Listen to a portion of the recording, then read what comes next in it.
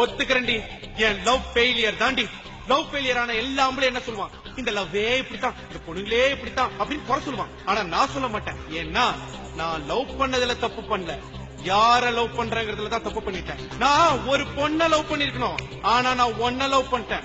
என் love failure ஆயிடுச்சுங்கிறதுக்காக சோகப்பட்டு பாட்டு தண்ணி அடிச்சுட்டு தாடி வளர்த்துட்டு ரோட்ல சுத்த வந்துச்சா, இல்ல என்ன லவ் பண்ண பொண்ணு விட்டு போயிட்டாங்க, அவளோட என்ன சேர்த்து வைங்கன்னு சொல்லிட்டு போலீஸ் ஸ்டேஷன் வாசல்ல இல்ல கோர்ட் வாசல்ல போய் நிப்பன் பாத்தியா? சிங்காண்டி ஒன்னு சொல்ற, நல்லா கேட்டுக்கோ.